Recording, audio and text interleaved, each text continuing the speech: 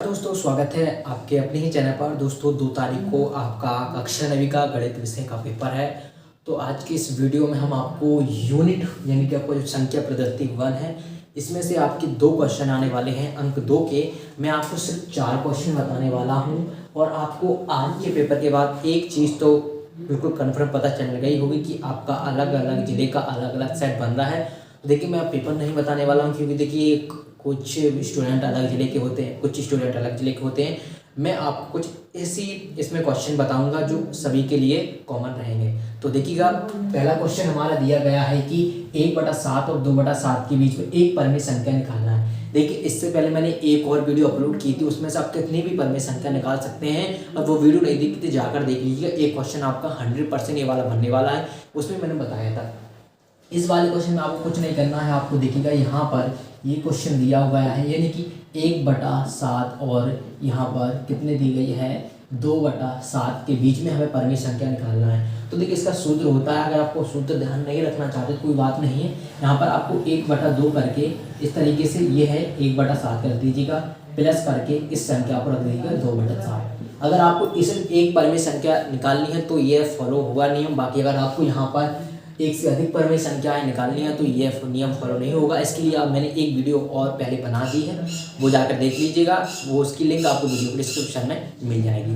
अब देखिएगा इसे सॉल्व करने के लिए कुछ नहीं होगा। आपको पता है कि इसका एलसीएम जिसका भी समान होता है उस संख्या को हम एक बार लिख लेते हैं। तो देखिएगा हम यहाँ पर लिखते हैं इसको 1/2 हमने ऐसे कैसे लिख लिया और यहाँ पर देखिएगा 1 + 2 करके और नीचे लिख देते हैं 7।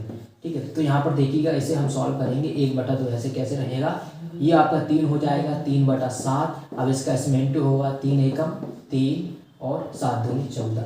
यानी कि देखिएगा 1/7 और 2/7 के बीच में जो परिमेय संख्या है वो हमारी 3/14 है। कौन सी है बच्चों, 3/14 है। तो इस तरीके से आप सवाल कर सकते हैं। और कुछ सवाल हम देखते हैं। ठीक है, यहाँ पर देखिएगा मैंने 2 टाइप के और सवाल लिख लिए हैं। एक टाइप का मैंने पहले ही आपको बता दिया है। देखिएगा यहाँ पर एक टाइप का और बचेगा। तो आपको इस यूनिट में से 2 क्वेश्चन आने वाले हैं। ठीक है, 2 अंक की, तो आपको 4 अंक यहाँ पर पक्के होने वाले हैं। तो देखिए आपको करना यहाँ पर दूसरे क्वेश्चन में बोला है कि हर का परिमेयकरण करना है। यानी कि देखिए हमारा सवाल ये हम लिख लेते हैं हल करके। सवाल में दिया गया है कि 1/√7√6। यानी कि जो देखिए ऊपर का होता है आपका अंश और नीचे का होता है आपका हर। ठीक है, ये आपको पता होना चाहिए। और देखिए हर है आपका नीचे वाली संख्या, यानी कि इसका परिमेयकरण करना है। इसका परिमेयकरण करने के लिए आपको क्या करना होता है, ऊपर नीचे इसी संख्या का गुणा करना होता है। लेकिन ये सिर्फ चिन्ह चेंज होता है। अगर प्लस का तो माइनस हो जाएगा, माइनस का तो प्लस। तो हम देखिएगा √7 यहाँ पर प्लस के √6 कर देंगे और नीचे भी हम वही करेंगे 7√6। ठीक है, अब देखिए इसे हम सॉल्व करेंगे। इसका इसमें गुणा होगा, इसका इसमें गुणा होगा, ये आपको पता ही होगा। 7√6 हो जाएगा। इसके बाद ये √6 माइनस के √6, सॉरी ये 7 है और ये आपका प्लस में हो जाएगा √7 प्लस √6। अब देखिए ऊपर की संख्या तो ऐसी कैसी रहेगी, लेकिन आप देखिए यहाँ पर a minus B A plus B है। तो आप देखिएगा a स्क्वायर माइनस के बी स्क्वायर बराबर क्या होता है आपका a माइनस बी और a प्लस बी होता है। ठीक है, तो इसी सूत्र का हम प्रयोग करने वाले हैं। यहाँ पर देखिएगा a माइनस बी यानी कि a माइनस बी और a प्लस बी यानी कि a प्लस बी। तो हम इसे किस रूप में लिख सकते हैं, a square minus B square. तो हम इसे कैसे लिखेंगे, ऊपर की संख्या इसी तरीके से बनी रहेगी, इसको तो इस तरीके से बना रहेंगे। देखिए इसका स्क्वायर करेंगे। अब देखिए √7 का स्क्वायर करेंगे हम तो क्या आएगा आपका 7 ही आएगा। ठीक है, ठीक है, तो हम यहाँ करेंगे 7 और 6 करेंगे 6 ही आएगा। तो देखिएगा √7 प्लस √6 ऐसा कैसा है, इसमें 7 में से 1 जाएगा तो 1 बचेगा। यानी कि इसका आंसर हो जाएगा √7 प्लस √6 इसका आंसर हो जाएगा। इस तरीके से आप सवाल करना। आप देखिए यहाँ पर आपको जानने की जरूरत क्या है, अगर यहाँ पर इसकी जगह संख्या चेंज होती है तो भी आपको इसी मेथड का प्रयोग करना है। ठीक है, और आसानी से आप सवाल को सॉल्व कर पाएंगे। अब देख लेते हैं दूसरा सवाल, देख लेते हैं। दूसरा सवाल बिल्कुल इसी तरीके का है, आपको कुछ भी परेशानी नहीं होगी। इसको सरल करना है। तो देखिए हम हल लिखते हैं यहाँ पर और देखिएगा √3 माइनस के √5 दिया गया है और √5 प्लस √3 दिया गया है। ठीक है, अब क्या करना है आपको बच्चों, ठीक है, देखिएगा यहाँ पर आपको a माइनस बी और a प्लस बी यहाँ पर आपको दिखाई दे रहा है। ठीक है, यहाँ पर देखिएगा जो सवाल है वो आपका कैसा है, यहाँ पर ये है आपका कितना 3 और ये है आपका 5। तभी आपका ये थोड़ा सवाल लिखने में मिस्टेक हो गई थी। देखिए यहाँ से 3 माइनस प्लस 1, क्योंकि तभी ये सूत्र लगने वाला है आपका। आप देख सकते हैं ए माइनस ए भी आपकी सेम है, बी भी सेम है, तो आपका क्या हो जाएगा यहाँ पर ये सूत्र लगेगा यहाँ पर ए स्क्वायर माइनस की बी स्क्वायर बराबर ए माइनस बी और ए प्लस बी। ठीक है, तो आपको क्या करना होगा यहाँ पर देखिएगा, इसे से आप गुणा करोगे तो आपको क्या करना है, सिर्फ इस सूत्र का उपयोग करना है। एक जगह पे √3 का स्क्वायर कर लीजिएगा, बी की जगह पे आप √5 का स्क्वायर कर लीजिएगा। जैसे ही आप इसे खोलोगे देखिए इसका 3 हो जाएगा, इसका 5 हो जाएगा, यानी कि ये -2 इसका आंसर आने वाला है। तो इस तरीके से आप सवाल कर सकते हैं। एक और टाइप का सवाल देख लेते हैं जो आपके परीक्षा में आने वाला है। तो बच्चों अब ये लास्ट मेथड है, यानी कि इसके बाद आपको यूनिट 2 में, यूनिट जो आपका फर्स्ट है उसमें कोई भी सवाल नहीं करना है। देखिएगा यहाँ पर आपका पहला है सरल कीजिएगा, इस टाइप का सवाल पूछा जा सकता है। दूसरा भी वही मेथड है, यहाँ पर इसको भी हमें सॉल्व करना है। तो चलिए हम इसे देख लेते हैं किस तरीके से आपको सॉल्व करना है। देखिए फर्स्ट क्वेश्चन को हम सॉल्व करते हैं। 2/3 इंटू, यहाँ पर ये चिन्ह इंटू का होता है, 2 1/5 है। अब देखिएगा जब भी आपको अगर आधार समान दिखे, यानी कि आधार गुणा में अगर आधार समान दिखे तो क्या होती है, ये घातें क्या होती है, ऐड हो जाती हैं। ये आपको ध्यान रखना होगा। अगर आधार समान है तो इंटू में अगर आधार समान है तो ये दोनों घातें हैं वो क्या होती हैं, जुड़ जाती हैं। कैसे जुड़ जाती हैं देखिएगा आप लोग, ये देखिएगा यहाँ पर 2 हमने एक बार लिख लिया, 2/3 ऐसा कैसा रहेगा और प्लस के 1/5 हो जाएगा। इस तरीके से हम जोड़ते हैं। अब आपको कहना हो 5 और 3 का एलसीएम निकालना होगा। 5 और 3 का एलसीएम निकालेंगे हम। देखिए 3 का करेंगे तो 5 ऐसा कैसा, 3 एकम, और 5 का निकालेंगे तो 1 बार जाएगा, यानी कि 3 5, तो इसका एलसीएम कितना हो जाएगा आपका 15। कितना हो जाएगा बच्चों, 15 हो जाएगा। तो हम क्या करेंगे, 2 सही यहाँ पर क्या कर देंगे 15 और 2, इसके ऐसे में गुणा करते हैं, 5 15 प्लस में ऐसा उतारा, फिर 1 उतारा, इसके बाद इसके करेंगे 5 3 15। ठीक है, अब देखिए ऐसे सॉल्व करेंगे तो इस कितना हो जाएगा, 2 पे 5 दूनी 10, ये कितना हो जाएगा 3, और ऊपर कितना है 15। ठीक है, और इसके बाद देखिएगा 2 पे घात, ये 10 3 13 हो जाएगा, 13/15, यानी कि इसका जो है आंसर कितना आ रहा है, 13/15 होगा। 10 + 3 13, 13/15। इस तरीके से सवाल को सॉल्व कर सकते हैं। अब देखिए यहाँ पर सवाल को कुछ एग्जाम में घुमाकर भी दे सकता है आपको, किस तरीके देखिए संख्या चयन करेगा और कुछ नहीं कर पाएगा वो। ठीक है, आप लोग सतर्क रहिए बस। देखिए यहाँ पर है 2, यहाँ पर अपन करते हैं 3, इसी संख्या को लेते हैं 2/3 और इंटू करके 2 3 यहाँ पर करते हैं 1/5। देखिएगा ऊपर की संख्या सेम है, लेकिन मैंने क्या बोला था, अगर आधार समान है, गुणा हो रहा है तो घातें जुड़ जाएंगी। ये ध्यान रखिएगा, बस कोई सा भी सवाल आ जाए आप लोग अच्छे तरीके से कर पाओगे। अब लास्ट सवाल और देख लेते हैं। देखिए लास्ट सवाल में क्या है, आप लोगों के लिए हम हल डाल देते हैं। सबसे पहले 11 1/2 और 11 पे है 1/4। देखिए सबसे पहले मैं आपको एक सूत्र लिख देता हूँ। यहाँ पर देखिएगा p पे घात a अपॉन p पे घात b। ठीक है, हाँ, और तो ये क्या हो जाएगा, p पे घात a माइनस b। तो कुछ अभी इसी रूप में ये सवाल लिखा हुआ है, यानी कि इस टाइप का देखिएगा आधार दोनों में समान है, लेकिन जो घातें हैं वो हमारी अलग अलग हैं, यानी कि a b। तो इसे हम किस तरीके से लिखते हैं, p पे घात a माइनस b करके लिख सकते हैं। तो हम ये 11 को एक बार लिखेंगे और ये घात है पहली वाली, तो हम पहले 1/2 लिख देंगे, इसके जो नीचे वाली घात है उसे लिख देंगे 1/4 करके।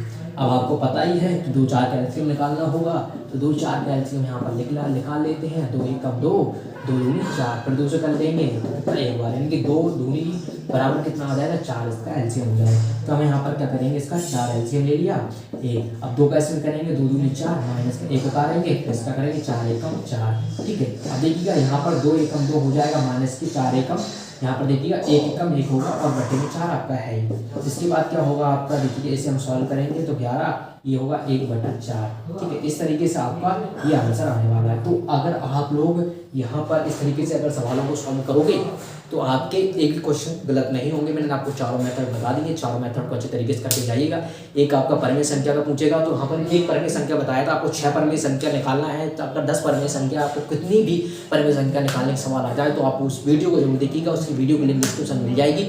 और इस चैप्टर में से इसके अलावा कोई सा क्वेश्चन नहीं पूछा जाएगा, ये आप लोग बेचिंता रहिएगा। ठीक है, बस ये क्वेश्चन करके जाइएगा, आप लोगों के 4 नंबर पक्के हो जाएंगे। और आने वाली वीडियो में मैं आपको जो अभी लाइव करने वाला हूँ उसमें और भी एक्सप्लेन करूँगा अदर यूनिट के, तो उनमें आप अच्छी तरीके से देखिए। मैथ सब्जेक्ट से डरिए बिल्कुल मत, क्योंकि अच्छी तरीके से आप क्वेश्चन को करिएगा, आपका पेपर बढ़िया जाएगा। और आपको किस चैप्टर में ज़्यादा आपको दिक्कत आती है कमेंट करिएगा, हम उस चैप्टर का सॉल्यूशन आपको प्रोवाइड कराएंगे। मिलता है नेक्स्ट वीडियो में, धन्यवाद। 12.1 का एक महत्वपूर्ण क्वेश्चन है। इस क्वेश्चन को हम सॉल्व करने वाले हैं और आप सभी को पहले भी पता होगा कि जो 12 पार्ट है उसमें से कुछ अंश हटा दिया गया है, वो आपका 12.3 है, उसमें से आपको सवाल नहीं करना है। ठीक है, तो आज की इस वीडियो में हम 12.1 का एक महत्वपूर्ण क्वेश्चन है जो आपका एग्जाम आने वाला है, अर्धवार्षिक एग्जाम या फिर आपका वार्षिक एग्जाम हो फिर या कोई सा भी एग्जाम हो, उसमें ये क्वेश्चन आपको देखने को मिलेगा। ठीक है, तो आपको इस क्वेश्चन को किस तरीके से हल करना है स्टेप बाय मैं आपको इस वीडियो में बताने वाला हूँ। बस आपको इस वीडियो को अंत तक देखना होगा। अगर आप एक बार इस वीडियो को अंत तक देखेंगे तो आपको ये क्वेश्चंस कभी भी देखने को मिल जाए, आप फटाफट से इस सवाल को हल कर लेंगे। ठीक है, तो चलिए हम देख लेते हैं इस क्वेश्चन को। क्वेश्चन में दिया गया है कि एक यातायात संकेत बोर्ड पर आगे स्कूल है लिखा है। ठीक है, और ये भुजा क्या ए वाले एक समबाहु त्रिभुज के आकार का, यानी कि समबाहु आकार का है, समबाहु त्रिभुज के आकार का, ये पॉइंट आप ध्यान रखिएगा। ठीक है, आकार का है, हीरोन के सूत्र का प्रयोग करके इस बोर्ड का क्षेत्रफल ज्ञात करना है। यानी कि एक और चीज़ हमें यहाँ पर क्लियर हो चुकी है कि हमें इस पर यहाँ पर किसका, हीरोन के सूत्र का प्रयोग करना है। इसके अलावा यदि संकेत बोर्ड का परिमाप, यानी कि परिमाप भी दे दिया है 180 सेंटीमीटर है। अब देखिएगा यहाँ पर समबाहु त्रिभुज के जो भुजा क्या ए दिया है, यहाँ पर तुम्हें पता है कि अगर समबाहु त्रिभुज की एक भुजा एक है तो यानी समबाहु त्रिभुज की तीनों भुजाएं बराबर होती हैं, तो हम तीनों भुजाएं कितनी हो जाएंगी, हमारी ए हो जाएंगी। ठीक है, तो हम हीरोन के सूत्र का प्रयोग करेंगे। तो इससे पहले हमें क्या करना पड़ेगा, इसका अर्ध परिमाप निकालना पड़ेगा। तो हम यहाँ पर देखिएगा हल लिखते हैं, यहाँ पर हमने हल लिखा। इसके बाद देखिएगा यहाँ पर ए बराबर मैं आपको बता दूँ, ए बराबर आपका क्या हो जाएगा, ए हो जाएगा, और बी बराबर भी आपका ए होगा और सी बराबर भी आपका ए होगा, क्योंकि लिखा है। और ये भुजा ए वाले एक समबाहु त्रिभुज, यानी कि अगर एक भुजा ए है तो तीनों भुजाएं ए ही होंगी।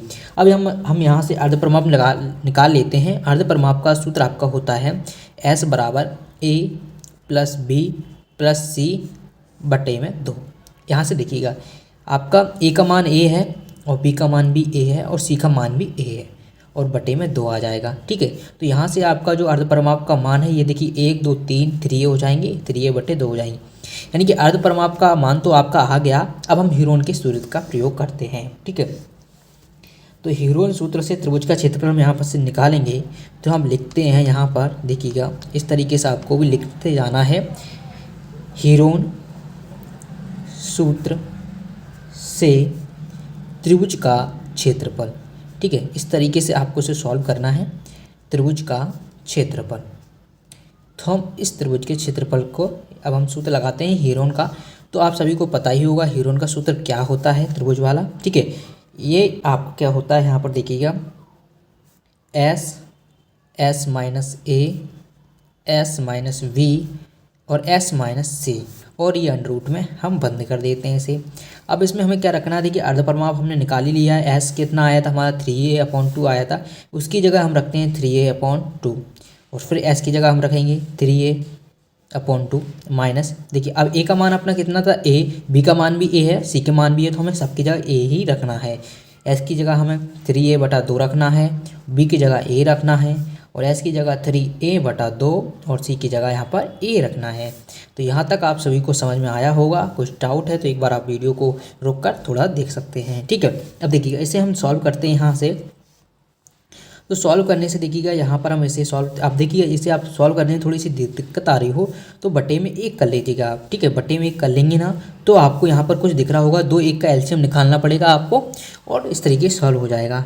तो हम 3a/2 ऐसे कैसे करते हैं, देखिए 2 1 का एलसीएम निकालोगे आप, देखिए इस तरीके से एलसीएम निकालते हैं इस तरीके से। तो हम देखिए 2 1 है, 2 एकम 2, 1 एकम 1, ठीक है, 1 एकम 1, तो इसका कितना आ जाएगा, 2 1 का एलसीएम आपका 2 ही आएगा। ठीक है, क्योंकि देखिए 2 एकम 2, तो हम देखिएगा यहाँ पर क्या करेंगे, कोष्टक बंद करेंगे, नीचे 2 लिखेंगे, ऊपर 3 ऐसे कैसे रहेगा।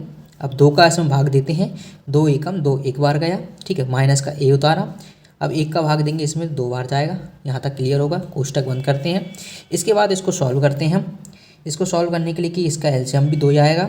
3a हमने ऐसे कैसे उतारा, पहली वाली संख्या और नीचे वाली संख्या का इसमें भाग देते हैं तो 1 बार जाएगा। इसके बाद हम ये उतारते हैं, ये उतारने के बाद 1 का इसमें भाग देंगे हम, 2 बार जाएगा और कोष्टक बंद करते हैं। इसके अलावा फिर हम इसे देखिए, इसका भी एलसीएम आपका 2 ही रहेगा। हम 3a ऐसे कैसा उतारते हैं और इसके बाद हम देखिएगा गुणे 2 से भाग इसमें देते हैं तो एक बार जाएगा, माइनस का ए उतारते हैं, 1 का इसमें भाग देंगे तो ये कितनी बार जाएगा, 2 बार जाएगा। यहाँ तक सभी को क्लियर होगा, कोई भी डाउट नहीं होना चाहिए। ठीक है, अब देखिएगा यहाँ से हम इसे सॉल्व करते हैं। 3a/2 ऐसा ही बने रहने दो उसको।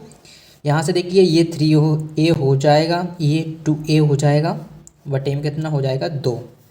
अब देखिएगा ये कितना है 3a, और ये 1 का 2 में गुणा होता है तो 2a आ जाएगा, और बटे में आपका 2 चल ही रहा है। इसी तरह से ये भी आपका 3a माइनस से 2a हो जाएगा। ठीक है, 2a/2 हो जाएगा। यहाँ तक सभी को क्लियर ही होगा, कोई भी समस्या नहीं आनी चाहिए।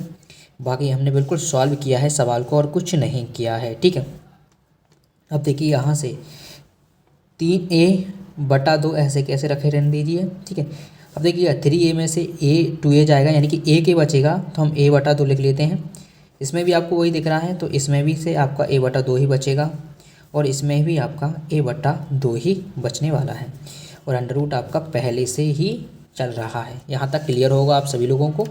अब देखिएगा यहाँ से आप लोग यहाँ पर देख पाओगे कि देखिएगा यहाँ पर आपका 1 2 3 4 यानी कि 4a हो जाएंगे आपके। तो हम क्या करेंगे, यहाँ से 3 आपका ऐसा है, a पे घात कितना हो जाएगा आपका 4। अब नीचे कितना देखिएगा, 2 दूनी 4 दूनी 8 दूनी 16, यानी नीचे कितना हो जाएगा आपका 16 हो जाएगा। यहाँ तक क्लियर होगा सभी का। ठीक है, ये हमने लगा दिया अंडर रूट। अब देखिएगा जैसे ही अगर आप अंडर रूट हटाते हो तो देखिएगा यहाँ पर a पे घात 4 है, तो ये कितनी बचेंगे, a पे घात 2 बचेंगे। ठीक है, और नीचे 4 का वर्ग हो जाता है 16, तो इस तरीके से हम इसको बाहर निकाल लेते हैं। देखिए लेकिन देखिए a पे घात अपना कितना आ जाएगा, a पे घात इतना कितना आएगा 2, और नीचे 4 आएगा, और देखिए अब 3 तो सिंगल ही है, इसी कोई स्क्वायर नहीं है, तो अंडर रूट 3 के ऐसे कैसा रहेगा, और ये क्या हो जाएगा सेंटीमीटर स्क्वायर। ठीक, अब देखिए हमने यहाँ तक तो हमारा सवाल सॉल्व कर लिया है, देखिए यहाँ तक। ठीक है, लेकिन इसमें कुछ एक्स्ट्रा पूछा गया, यदि संकेत बोर्ड का परिमाप, ये परिमाप इन्होंने दे दिया, इसका जो परिमाप है उन्होंने कितना दे दिया 180 सेंटीमीटर दे दिया। हमें अभी भुजा पता थी, भुजा के हमने प्रयोग करके हीरोन के सूत्र से लगाकर यहाँ पर इसका ये हीरोन के सूत्र से क्षेत्रफल ज्ञात कर लिया त्रिभुज का। अब यहाँ परिमाप दिया गया है, चलिए हम परिमाप और यहाँ पर ज्ञात कर लेते हैं। तो परिमाप ज्ञात करने के लिए यहाँ पर देखिए कि संकेत बोर्ड का परिमाप लिखते हैं हम। संकेत बोर्ड का परिमाप हमें दिया गया है, संकेत बोर्ड का परिमाप देखिएगा, संकेत बोर्ड का परिमाप कितना दिया गया है, ये देखिएगा 180 दिया गया है। तो हम यहाँ पर क्या करते हैं 180 लिख लेते हैं। ठीक है, क्या लिख लेते हैं x।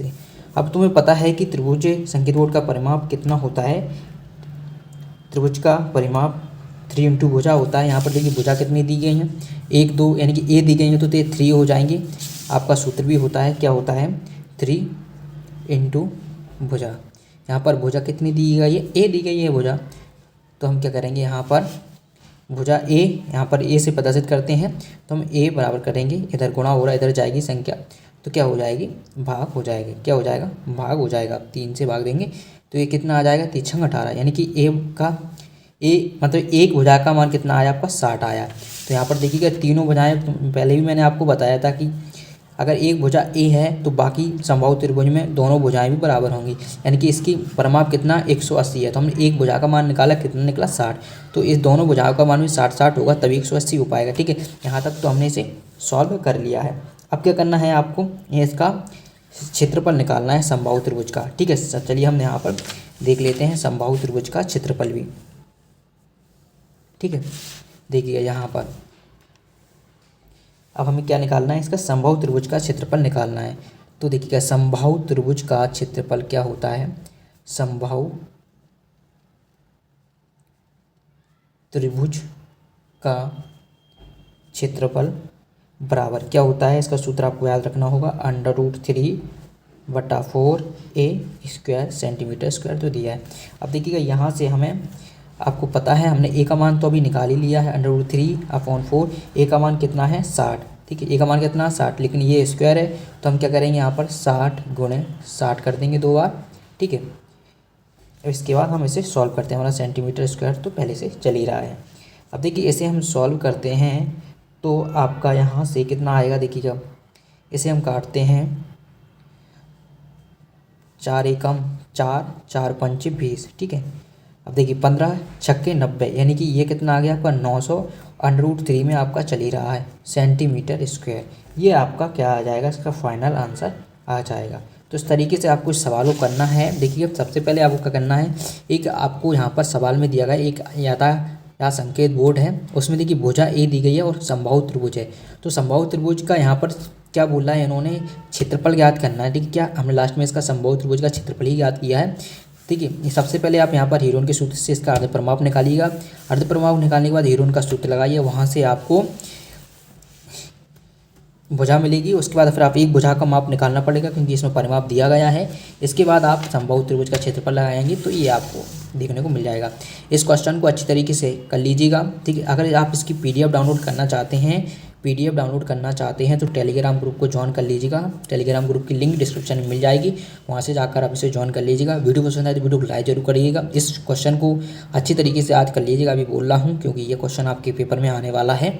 मिलते हैं नेक्स्ट वीडियो में, धन्यवाद। महत्वपूर्ण ऑब्जेक्टिव क्वेश्चन जो कि आपकी अर्धवार्षिक परीक्षा के साथ साथ आपके फाइनल एग्जाम के लिए बहुत ही ज़्यादा महत्वपूर्ण है। ठीक है, तो इसमें मैं आपको 25 जो मोस्ट इंपोर्टेंट ऑब्जेक्टिव क्वेश्चन है आपके फर्स्ट सेकंड थर्ड चैप्टर के, वो मैं आपको बताऊंगा। साथ ही साथ उन सभी क्वेश्चनों को मैं सॉल्यूशन करके भी बताऊंगा, जिससे कि आपके माइंड में ये सभी क्वेश्चन अच्छी तरीके से आ जाए। ठीक है, तो वीडियो को पूरा एंड तक देखिएगा। वीडियो को बिल्कुल भी कहीं पर भी स्किप मत कीजिएगा क्योंकि यह वीडियो बहुत ही ज़्यादा इंपॉर्टेंट होने वाली है। ठीक है, और वीडियो स्टार्ट करने से पहले यही बोलूँगा कि इसी प्रकार की वीडियो आपको सभी सब्जेक्ट की आगे मिलती रहेंगी। इसलिए यदि आपने अभी तक चैनल को सब्सक्राइब नहीं किया है, आप चैनल को सब्सक्राइब कर सकते हैं। ठीक है, तो चलिए वीडियो को स्टार्ट करते हैं। और इसकी मैं एक प्लेलिस्ट भी बना दूंगा जो कि आपके सभी सब्जेक्ट उसमें आपको कवर हो जाएंगे। ठीक है, और आज से ही क्या हम तैयारी शुरू कर रहे हैं 9th के सभी विषयों की, जो आपके अर्धवार्षिक के साथ साथ फाइनल एग्जाम भी होने वाले हैं उनकी। चलिए स्टार्ट करते हैं वीडियो को।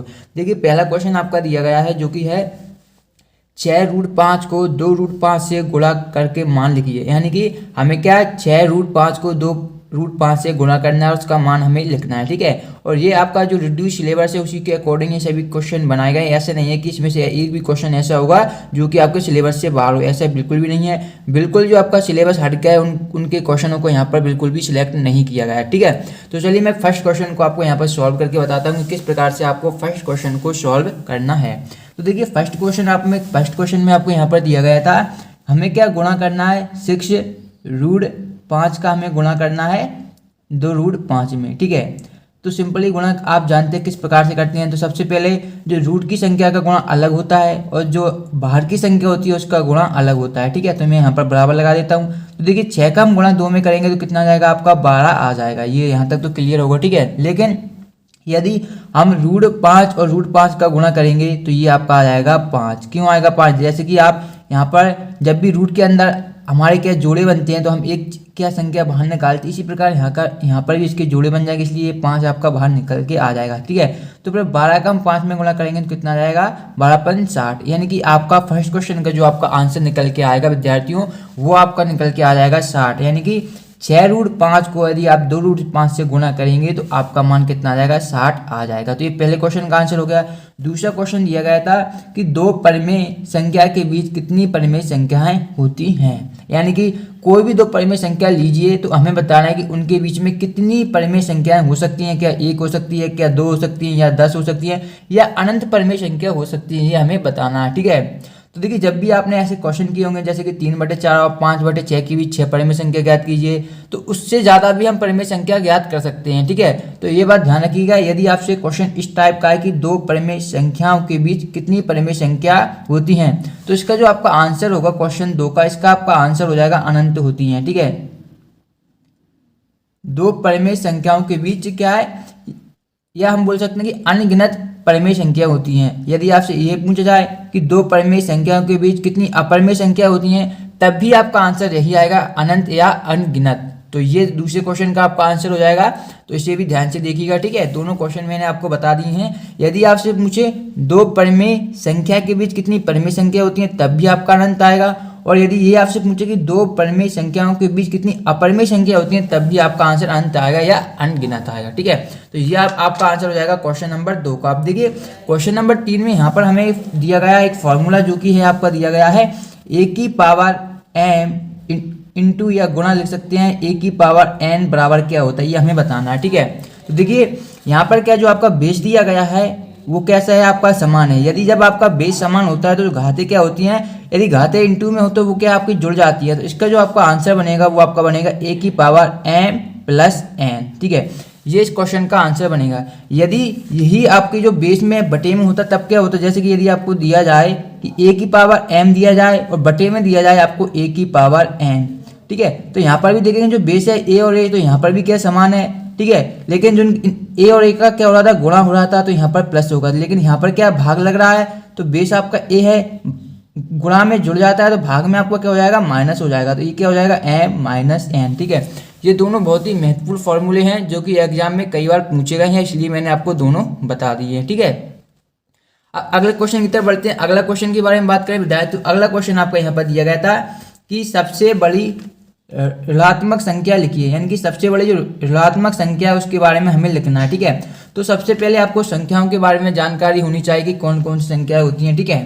तो देखिए आपने संख्या रेखा पढ़ी होगी, यहाँ पर मैं आपको बना भी देता हूँ। इस तरीके से आपकी संख्या रेखा रहती है, ठीक है।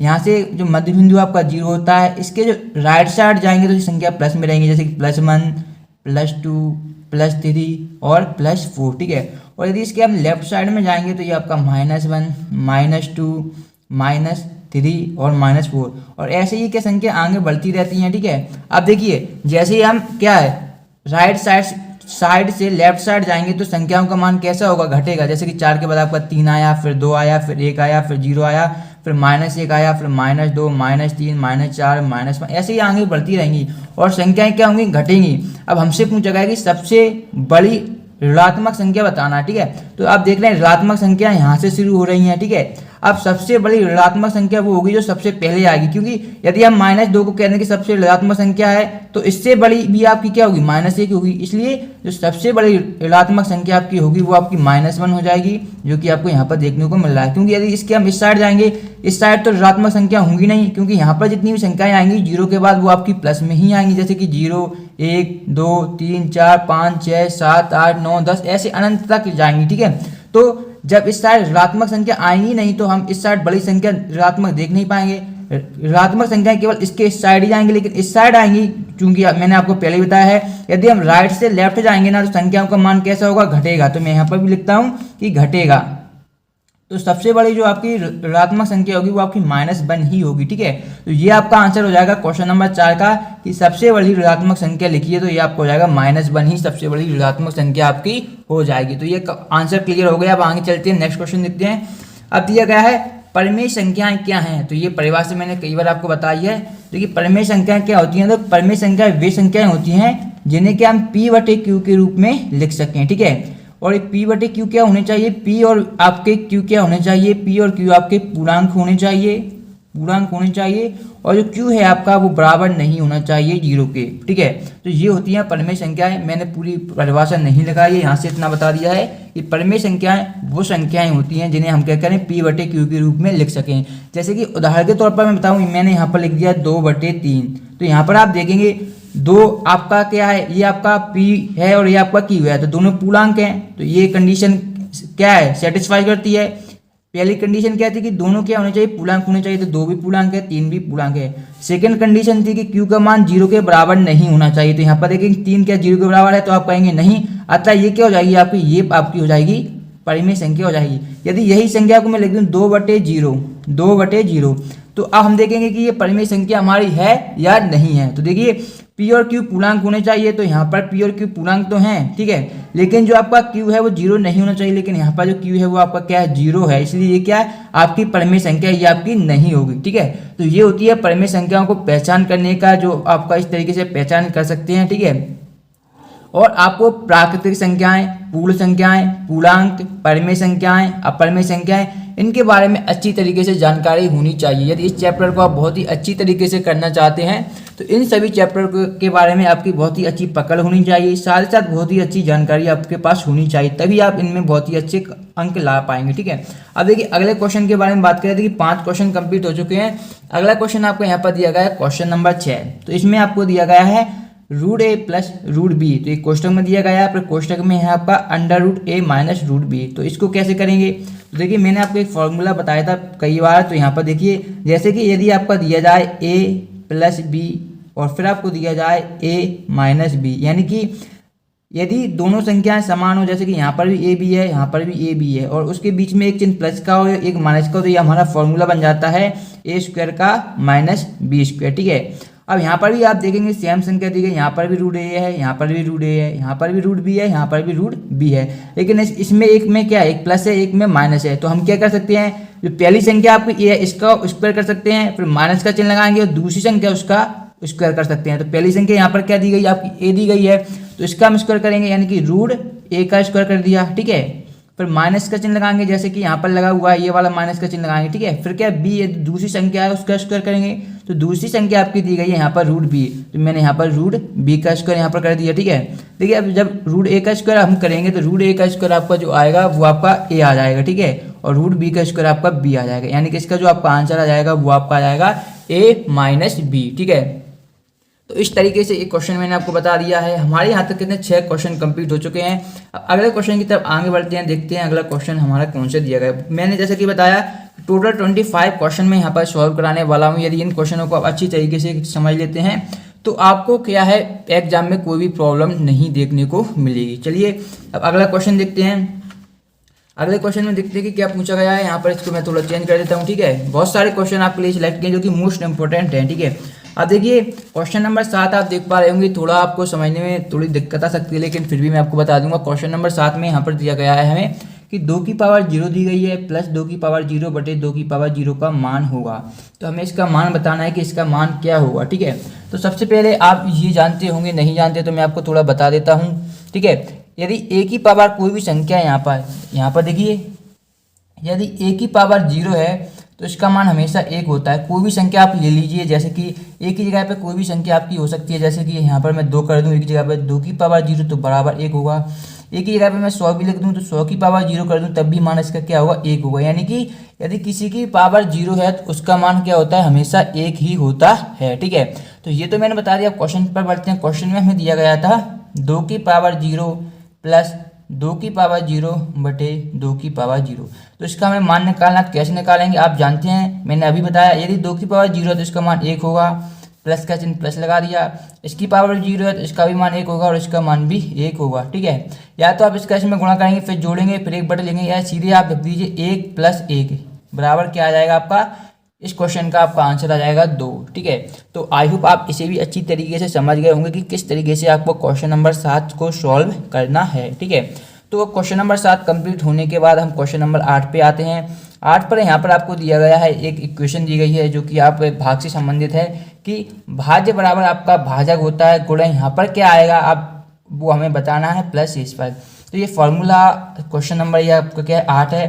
तो ये आप जानते होंगे, जो आपका भाज्य बराबर होता है, भाज्य बराबर भाजक, यहाँ पर क्या आएगा आपका भाज्य बराबर भाजक गुणा में आपका होता है भागफल, भागफल प्लस रहता है आपका शेषफल। ठीक है, इस तरीके से यहाँ पर जो खाली स्थान की जगह पे आपका आएगा वो आपका आएगा भागफल। ठीक है, तो ये होता है भाज्य बराबर भाजक गुणा भागफल प्लस शेषफल। तो ये क्या है, इस फॉर्मूले को आपको याद करके रखना है। कभी कभी यहाँ पर इस जगह खाली स्थान दे देते हैं, आपको केवल दिया जाएगा कि भाज्य बराबर भाजक गुणा भागफल प्लस डॉट डॉट डॉट, तब आपको यहाँ पर क्या है शेषफल लिखना पड़ेगा। कभी इसको खाली छोड़ देंगे, कभी इसको छोड़ देंगे, कभी कभी यहाँ पर भी आपको खाली स्थान देखने को मिल जाएगा। ठीक है, तो आपको क्या करना है, आपको बस इस फॉर्मूले को याद कर लेना है, भाज्य बराबर भाजक गुणा भागफल प्लस शेषफल। यदि आपको फार्मूला याद है तो आप स्वयं लिख सकते हैं, आपको खाली स्थान से इतनी समस्या नहीं आएगी, कहीं पर भी दे दिया जाए। ठीक है, तो ये हो गया क्वेश्चन नंबर जो आपका दिया गया था 8 का आंसर। अब देखते हैं क्वेश्चन नंबर 9। ठीक है, क्वेश्चन नंबर 9 आपका दिया गया है जो कि है कि त्रिपद वाले बहुपद का उदाहरण हमें बताना है, यानी कि हमें क्या 3 पद वाले बहुपद का एक एग्जाम्पल देखना है। चलिए इसको भी मैं बता देता हूँ किस प्रकार आपको करना है। तो इसमें आपको करना क्या, ऐसा कोई भी बहुपद लिख देना है जिसमें क्या 3 पद होनी चाहिए। ऐसा नहीं कि आपको कोई याद करके लिखना है, कोई सा भी आप लिख सकते हैं, केवल आपको इतना ध्यान रखना है कि उसमें क्या होने चाहिए, 3 पद होने चाहिए। ठीक है, और वो बहुपद होना चाहिए। तो देखिए प्रश्न क्रमांक 9 है, यहाँ पर मैं लिख देता हूँ 9 का आंसर।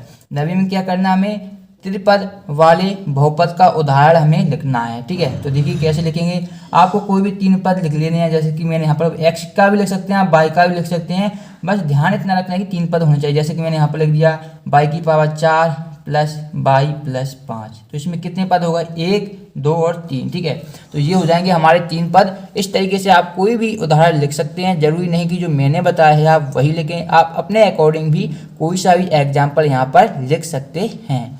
तो ये हो जाएगा क्वेश्चन नंबर 9 का आंसर। अब देखिए अगला क्वेश्चन देखते हैं, नेक्स्ट क्वेश्चन देखते हैं। नेक्स्ट क्या दिया गया है, तो देखिए क्वेश्चन नंबर 10 दिया गया है आपका, ऐसा बहुपद क्या होगा जिसके सभी गुणांक शून्य हों। तो उस बहुपद के बारे में हमें जानकारी देनी है जिसके सभी गुणांक कैसे होते हैं, शून्य होते हैं। ठीक है, तो यहाँ पर क्वेश्चन नंबर 10 है, थोड़ा से मैं नीचे कर देता हूँ जिससे आपको दिख पाए। ये ठीक है, ये दिया गया है आपका क्वेश्चन नंबर 10। तो आप देखिएगा क्वेश्चन नंबर 10 आपको कैसे सॉल्व करना है। तो देखिए क्वेश्चन नंबर 10, तो ऐसा बहुपद हमें बताना है जिसके सभी गुणांक शून्य हो। तो शून्य है गुणांक, तो उसका उस बहुपद का नाम क्या होगा आपका, शून्य बहुपद। बहुपद जब गुणांक ही शून्य है तो उसका बहुपद भी कैसा होगा, शून्य बहुपद होगा। तो ये हो जाएगा आपका क्वेश्चन नंबर 10 का आंसर। 11वां दिया गया है, एक घात वाले बहुपद को क्या कहते हैं। तो एक घात वाले बहुपद को हम बोलते हैं रैखिक बहुपद। क्या बोलते हैं विद्यार्थियों, रैखिक बहुपद। और 2 घात का पूछा जाए तो द्विघात बहुपद, 3 घात के यदि आपसे पूछा जाए त्रिघात बहुपद। तो इस तरीके से आपको इस क्वेश्चन का आंसर लिखना था क्वेश्चन नंबर 11 का। अब देखिए क्वेश्चन नंबर 12 देखते हैं। क्वेश्चन नंबर 12 आपको यहाँ पर दिया गया है। 12 में आपसे पूछा गया है कि बहुपद px बराबर दिया गया है आपका 3x-2 का शून्य ज्ञात कीजिए।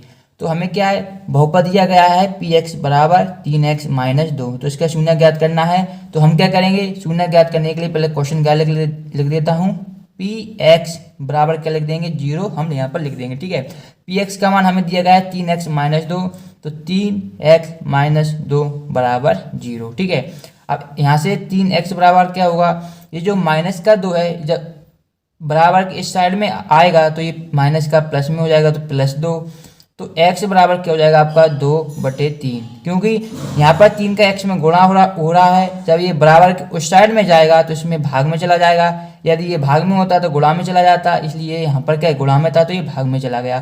तो x का मान कितना आ गया, 2/3। तो यही क्या हो जाएगा, इसका शून्य हो जाएगा 2/3।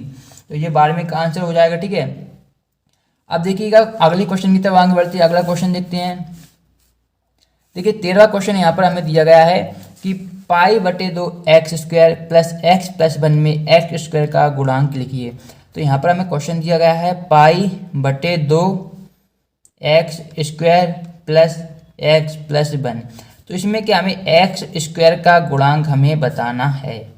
तो सबसे पहले हम देखेंगे x² कहाँ पर है, तो ये रहा आपका x²। ठीक है, और इसके साथ जो भी संख्याएं होती हैं उसे हम बोलते हैं उसका गुणांक। तो x² के साथ ये संख्या हमें दी गई है, तो x² का जो आपका गुणांक आएगा, x² का गुणांक, तो ये कितना आ जाएगा आपका π/2 आ जाएगा।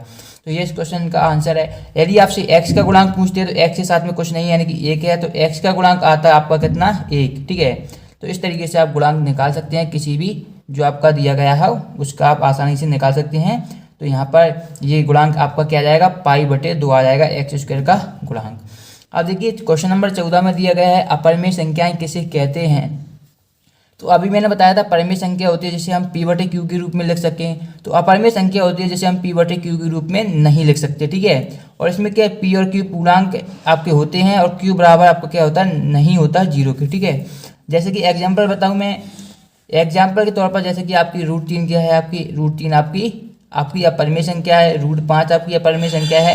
यानी कि अपरिमेय संख्या ज़्यादातर क्या होती हैं, वो आपकी रूट में ही होती हैं। ठीक है, लेकिन इसका मतलब ये नहीं है कि सभी रूट की संख्याएं आपकी क्या अपरिमेय संख्याएं होंगी। यदि वो पूर्ण वर्ग है तो वो आपकी परिमेय संख्या ही होगी। जैसे कि यदि अंडर रूट में आपका 25 लिखा हुआ है, ठीक है, तो 25 को आप क्या अपरिमेय संख्या बोलेंगे या परिमेय, तो ये क्या हो जाएगी, आपकी परिमेय संख्या हो जाएगी, क्योंकि 25 में से आपका 5 बाहर निकल के आ जाएगा, तो ये क्या होती है, परिमेय संख्या होती है। तो ये बात ध्यान में रखनी है, सभी रूट की संख्या परिमेय नहीं होती, यदि पूर्ण वर्ग है तो वो परिमेय ही होगा। तो ये हो जाएगा आपका आंसर। ठीक है, तो यहाँ तक कितने क्वेश्चन कंप्लीट हो चुके हैं, हमारे 14 हो चुके हैं। 15वां दिया गया है, 15 और देख लीजिए। 15वें में दिया गया है आपका क्वेश्चन नंबर 15। 15 में आपका दिया गया सबसे छोटी प्राकृतिक संख्या और पूर्ण संख्या लिखिए। तो मैं बता देता हूँ प्राकृतिक संख्या क्या होती हैं, पूर्ण संख्याएं आपकी क्या होती हैं। तो देखिए जो प्राकृतिक संख्या होती हैं वो आपकी 1 से लेकर अंत तक होती हैं, 1, 2, 3 4 डॉट डॉट कहाँ तक रहती हैं, अनंत तक रहती हैं, ठीक है। और प्राकृतिक संख्या के बाद यहाँ पर दिया गया है हमें पूर्ण संख्या, तो पूर्ण संख्या होती है आपकी, इसमें जीरो भी ऐड हो जाता है, 0 1 2 3 4 डॉट डॉट डॉट ई अनंत तक रहता है, ठीक है। अब देखिए यहाँ पर क्या पूछा गया है कि सबसे छोटी प्राकृतिक संख्या, तो सबसे छोटी जो सबसे पहले आएगी तो सबसे छोटी प्राकृतिक संख्या आपकी 1 हो जाएगी, ठीक है। और फिर क्या दिया गया है, और पूर्ण संख्या, और सबसे छोटी पूर्ण संख्या ही बतानी है, तो सबसे छोटी पूर्ण संख्या आपकी हो जाएगी 0, यानी कि प्राकृतिक संख्या 1, पूर्ण संख्या 0। ये आपके 15 क्वेश्चन के आंसर यहाँ पर हो जाएंगे, ठीक है। तो अभी तक हमने 15 क्वेश्चन के आंसर देख लिए हैं, हमारे 10 क्वेश्चन और शेष बचे हुए हैं, 10 क्वेश्चन, ठीक है। तो उनको भी मैं डिटेल में आपको सॉल्व करके बताऊंगा अच्छी तरीके से। यदि आपको इसी तरीके की वीडियो और भी चाहिए तो आप कमेंट बॉक्स में बोल सकते हैं। यदि आपके कमेंट आते हैं अत्यधिक मात्रा में तो मैं इसका पार्ट 2 में आपके जो 10 क्वेश्चन शेष बचे हुए हैं उनको भी मैं आपको सॉल्व करा दूंगा, ठीक है। यदि वीडियो पसंद आए तो वीडियो को लाइक करना बिल्कुल भी ना भूलें, काफ़ी मेहनत से आपके लिए वीडियो बनाई गई है। और यदि आपने चैनल को अभी तक सब्सक्राइब नहीं किया तो चैनल को भी सब्सक्राइब कर लीजिएगा। हम मिलेंगे नेक्स्ट वीडियो में, तब तक देखते ही आपको अपना चैनल। धन्यवाद। आपका फर्स्ट चैप्टर है संख्या पद्धति। तो संख्या पद्धति से दोस्तों जितने भी महत्वपूर्ण क्वेश्चंस आपके बनने वाले हैं सारे क्वेश्चंस इस वीडियो में बताने वाले हैं। आपका कोई सा भी एग्ज़ाम हो, अभी जो आपके रिसेंटली एग्ज़ाम बचे हैं, अर्धवार्षिक का बचा है और इसके बाद आपका वार्षिक का बचा है, तो उनमें किस तरीके से क्वेश्चन पूछे जाएंगे सारी जानकारी आपको इस वीडियो में बताने वाला हूँ। कुछ ज़्यादा क्वेश्चन नहीं बताऊँगा, मैं मात्र आपको 10 ही क्वेश्चन यहाँ पर बताने वाला हूँ। 10 क्वेश्चन अगर आपने कर लिए तो आप इस चैप्टर से आने वाले कोई सा भी क्वेश्चन है आप बिल्कुल भी गलत करके नहीं आओगे। तो आपको क्या करना है, इस वीडियो को यहाँ पर अंत तक देखना है। इस चैप्टर से आपके 2 अंक के यहाँ पर क्वेश्चन आने वाले हैं, 2 अंक के यहाँ पर 2 क्वेश्चन आने वाले हैं, तो उन्हीं की हम तैयारी कर रहेंगे इस वीडियो में। देखिएगा सबसे पहले हम फर्स्ट क्वेश्चन यहाँ पर देख लेते हैं। तो देखिए हमारा पहला सवाल है, हम थोड़े यहाँ पर इजी लेवल से हार्ड लेवल तक जाएंगे, तो यहीं से शुरू करते हैं। 1/√2 के हर का परिमीकरण करना है। तो दोस्तों अगर इस प्रकार का क्वेश्चन आपको दिया गया हो और पूछा गया हो कि हर का परिमीकरण करना है, तो देखिए सबसे पहले मैं आपको बता दूं कि आपका ऊपर होता है क्या, अंश, ठीक है, और नीचे क्या होता है आपका हर। तो यहाँ पर यही बोला है कि हर का परिमीकरण करना है, यानी कि हर तो हमारा नीचे है, इसी का हमें क्या करना है, परिमीकरण करना है। तो चलिए हम इसका परिमीकरण करते हैं। तो देख क्या करना है आपको, सबसे पहले यहाँ पर हल लिख लेना है, हल करके एक बार इस सवाल को उतारिएगा, ठीक है। देखिए परिमीकरण करना है तो परिमीकरण करते हैं, तो ऊपर नीचे हम उसी संख्या का यहाँ पर क्या करते हैं, गुणा कर देते हैं, ठीक है। इसके बाद क्या करना, आपको इसमें इसका गुणा करना है, इसका इसमें गुणा करना। अधिकतर छात्र यहीं पर कंफ्यूज हो जाते हैं कि इस तरीके से गुणा कर देते हैं। देखो गुणा इस तरीके से नहीं होता, इस तरीके से संख्याएं सिर्फ हम काट सकते हैं, लेकिन इसमें गुणा इस तरीके से होगा। देखो अंडर यहाँ पर देखिएगा इस तरीके से हम लिखेंगे, √2 गुणे 1 आएगा, और यहाँ पर √2 और गुणे √2 हो जाएगा, ठीक है। यहाँ तक तो क्लियर होगा सभी को, ठीक है। देखिए इसका इसमें गुणा करेंगे तो ये तो कितना √2 ही रहेगा, ठीक है, और इसका गुणा करेंगे √2 के 4 हो जाएगा। और आप सभी को पता ही होगा कि जब हम इसको खोलेंगे यानी कि 2 का वर्ग होता है कितना, 2 का वर्ग कितना होता है 4, तो यहाँ पर कितना आ जाएगा 2, तो यहाँ पर √2/2 ये इसकी परिमेय संख्या हो जाएगी। तो इसका इस तरीके से आप सवाल कर सकते हैं। अब देखिए दूसरे सवाल हम देखते हैं। देखिए अब दूसरे सवाल में कुछ नहीं दिया गया है,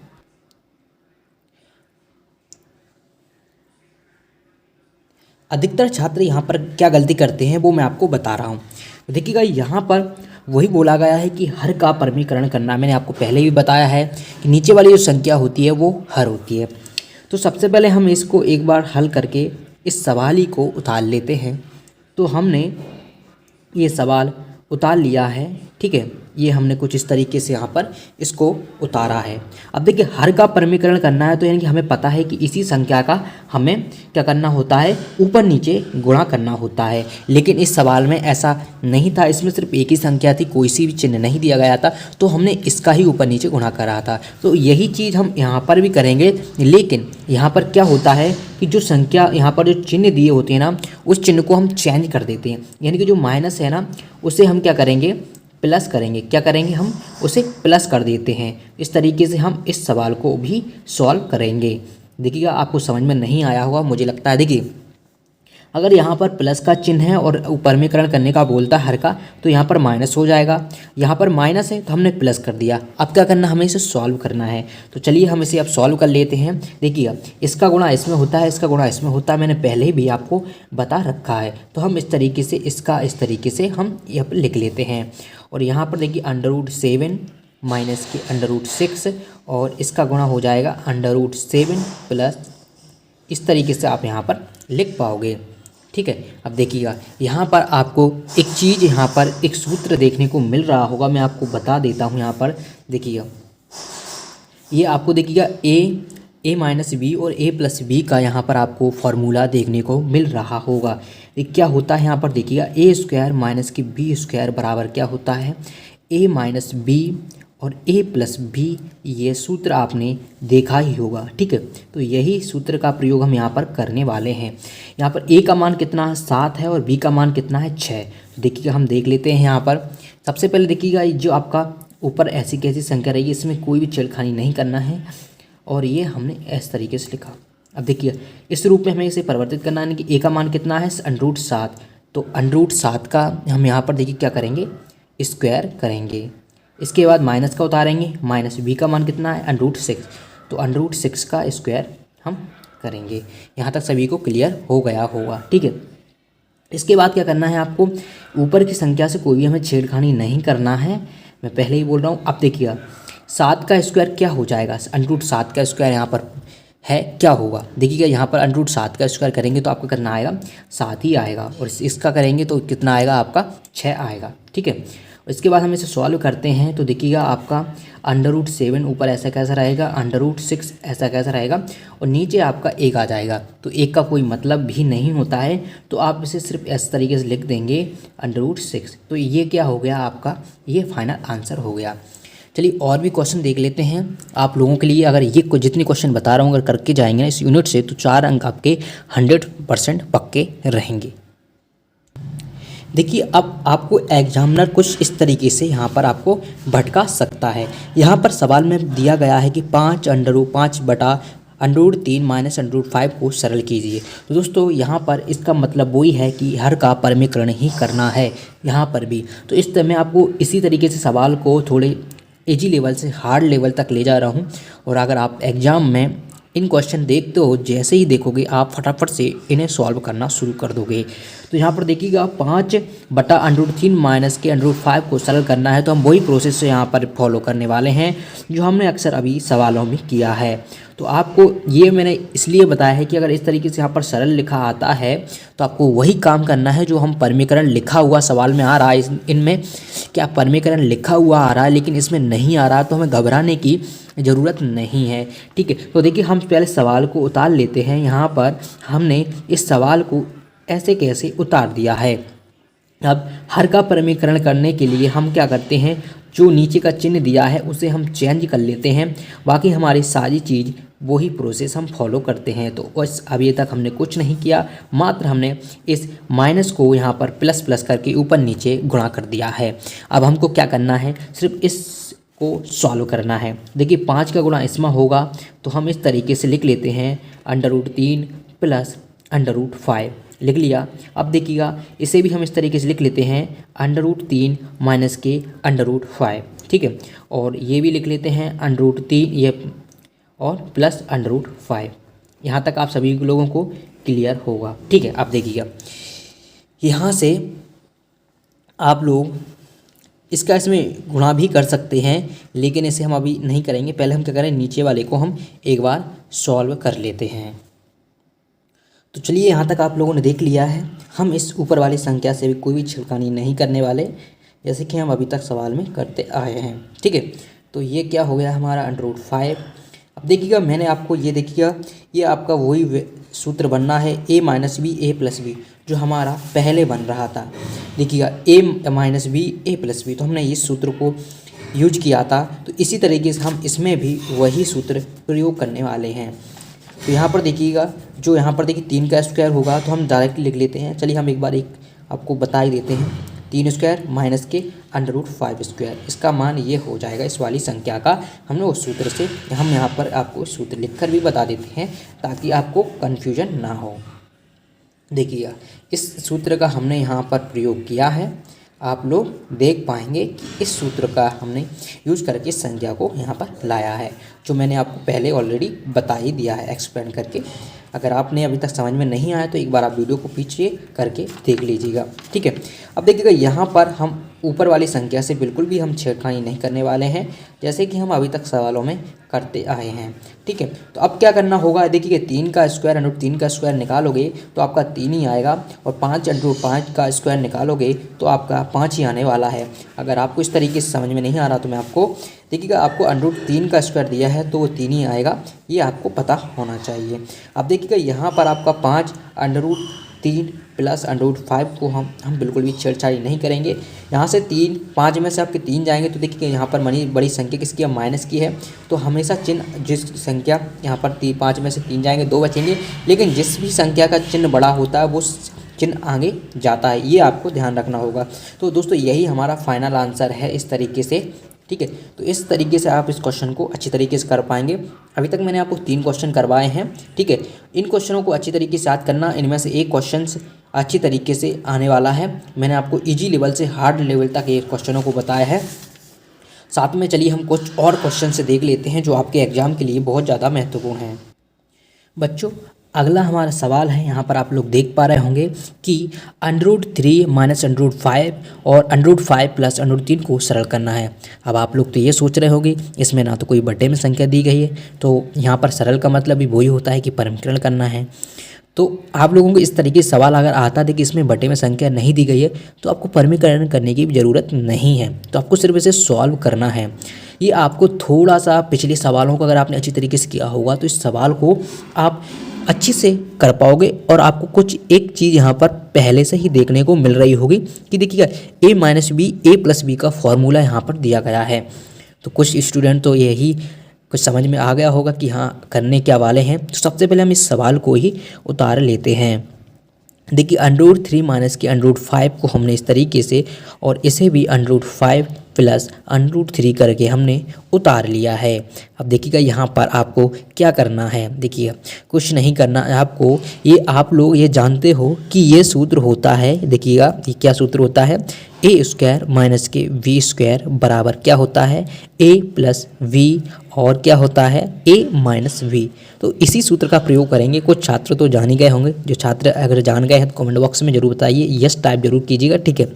तो देखिए यहाँ पर ए का मान 3 है और बी का मान 5 है, हमें इस रूप में यहाँ पर बनाना है। इस रूप में ये सवाल दिया गया है, तो हम क्या करेंगे यहाँ पर, देखिए मैं आपको बता दूँ ए बराबर यहाँ पर दिया गया है अंडर रूट 3 और बी का मान दिया गया है यहाँ पर अंडर रूट 5। तो यहाँ पर देखिएगा ये संख्या दी गई है, इस टाइप की संख्या यहाँ पर दी गई है। देखिएगा ए प्लस बी है तो ये भी दिया गया है ए प्लस बी, और ए माइनस बी, ए का मान अंडर रूट 3 है, बी का इस रूप में बनाना है। देखिए अंडर रूट 3 का स्क्वायर कर लीजिएगा, माइनस के बी का कितना है 5, अंडर रूट 5 का स्क्वायर कर लीजिएगा, और क्या करना, देखिएगा अंडर रूट 3 का स्क्वायर है तो 3 ही आएगा और इसका 5 ही आएगा, ठीक है। और तो ये फाइनल आंसर आपका कितना आ जाएगा 2। इस तरीके से आपको इस सवाल को करना था।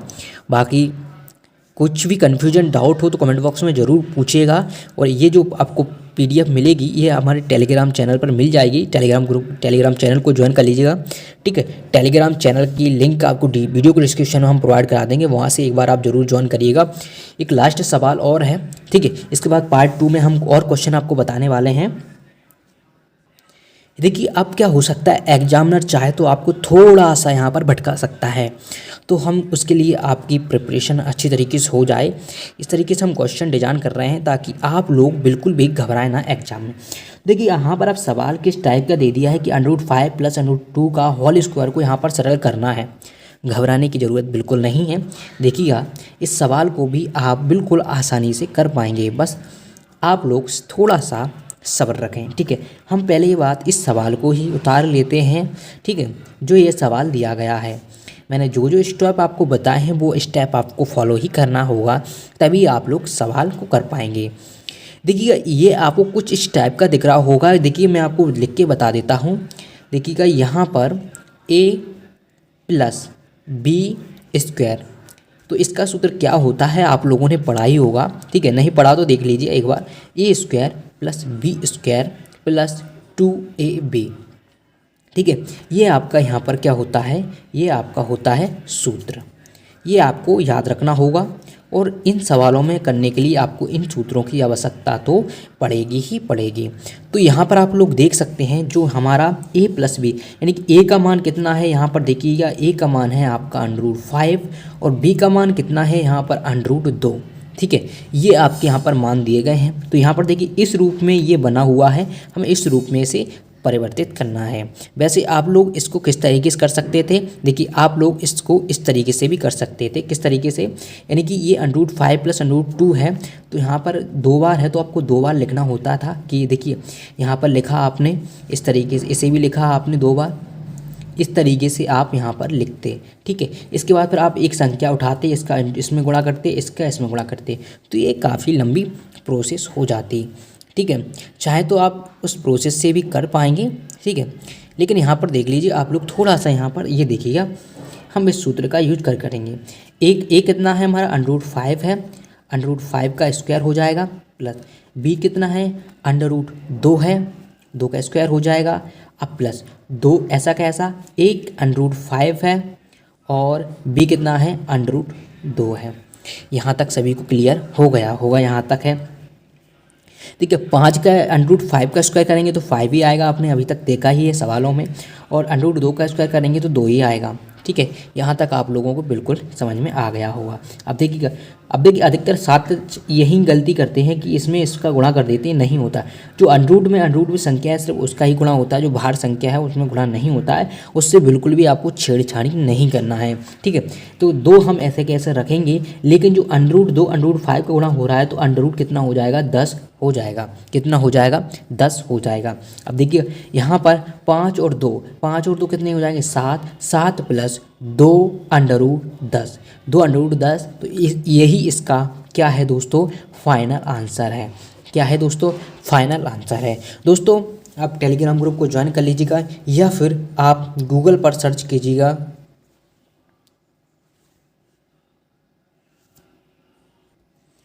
गूगल पर आपको सर्च करना है SK टीच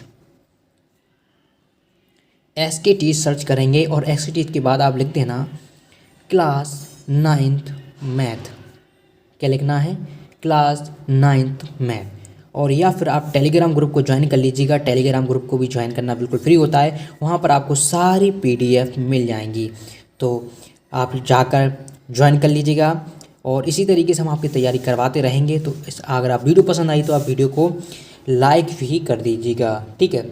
चलिए मिलते हैं नेक्स्ट वीडियो में, धन्यवाद।